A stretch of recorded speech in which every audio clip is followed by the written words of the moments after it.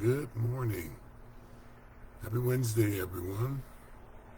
Praise God. We can depend on Him. He awakened us again.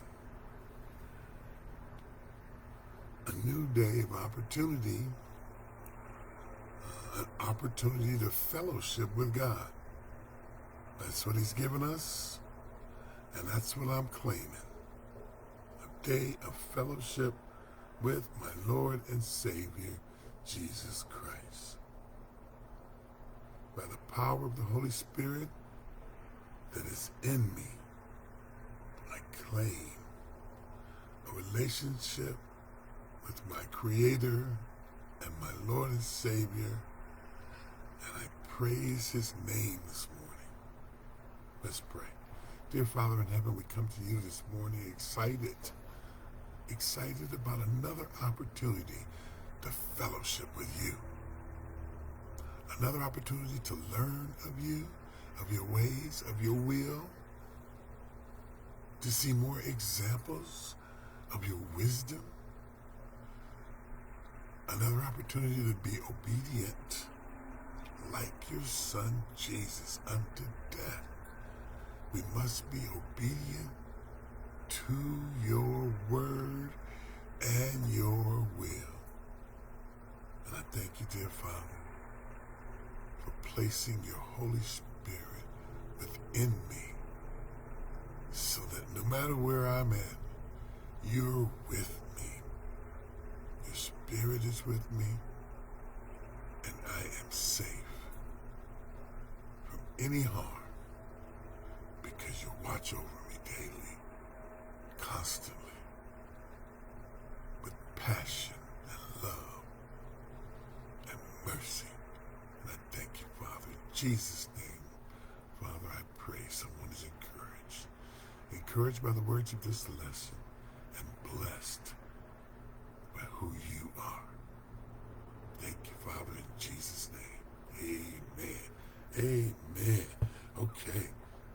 Our daily devotional this morning is titled, God Will Restore Creation. From the book of Hosea, chapter 2, verses 14 through 20. Hosea chapter 2, verse 14 says, Therefore, behold, I will allure her and bring her into the wilderness and speak comfortably unto her.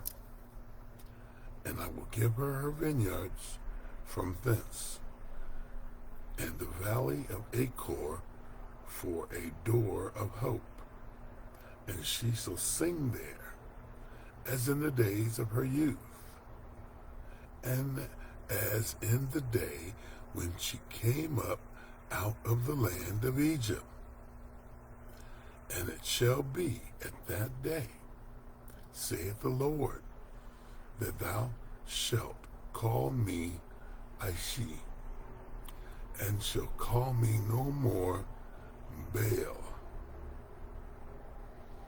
For I will take away the names of Balaam out of her mouth, and they shall no more be remembered by their name. And in that day will I make a covenant for them with the beasts of the field, and with the fowls of the air, and with the creeping things of the ground. And I will break the bow and the sword and the battle out of the earth, and will make them to lie down safely.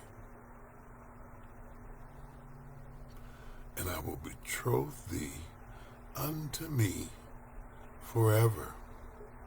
Yea, I will betroth thee unto me in righteousness, and in judgment, and in loving kindness, and in mercies. I will even betroth thee unto me in faithfulness. and thou shalt know the Lord. Hallelujah. Hallelujah to the Lamb of God is returning to restore earth and to lay down all sin and ungodliness. And I thank you, Father, for that. I thank you. Amen. He's coming again, ladies and gentlemen. Get ready. All right. Continuing our lesson titled The New Creation. We're in section 2, and 2a is titled A Holy City. And the reference is Revelations 21, verses 9 through 21. And we'll read Revelations 21, 9 and 11. 9 through 11. It says, And there came unto me one of the 7 angels, which had the 7 vials, full of the 7 last plagues, and talked with me, saying, Come hither, I will show thee the bride, the Lamb's wife. And he carried me away in the Spirit to a great and high mountain, and showed me that great city, the holy Jerusalem, descending out of heaven from God, having the glory of God, as her light was like unto a stone most precious, even like a jasper stone, clear as crystal. Amen.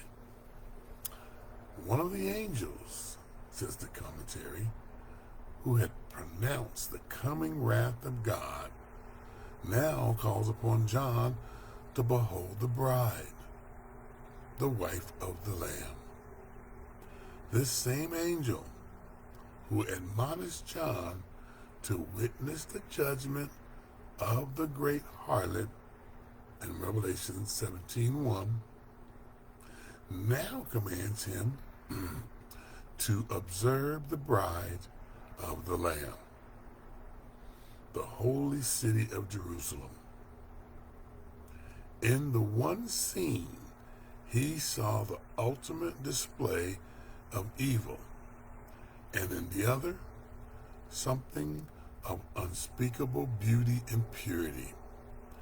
In his commentary on Revelation, William Barclay observed, It may be that John wishes us to see that the servant of God does not choose his task, but must do whatever God sends him to do, and must speak whatever word God gives him to speak. In another contrast, the harlot is described as a wicked city. Mystery, Babylon the Great, or 17:5, and then verse 18,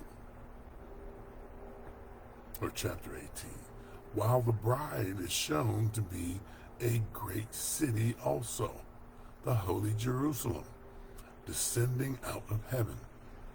21:10. The splendor of this city is beyond human imagination. The divine presence, literally the glory of God, makes the city bright. Verse 11. The walls are of jasper, the gates of pearl, the foundations of precious stones, and the streets paved with gold. The city is shaped like a cube. It is just as high and it is as wide. Verse 16. Its gates stand open day and night, and each gate is guarded by an angel. Verse 12. a holy city. God is bringing forth his bride, adorned in white robes, inhabiting the New Jerusalem. What a wonderful picture.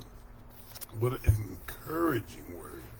Thank you, Lord, for encouraging me this morning to look forward and not at my circumstances. Because my circumstances are temporal, temporary, fleeting. I thank you for your time today. I pray that this lesson, in some small way, encourages you to seek a relationship with the Father so that you might enjoy the blessings of living abundantly in the here and now and in the New Jerusalem to come. Praise God. Be blessed today. Be blessed and be holy.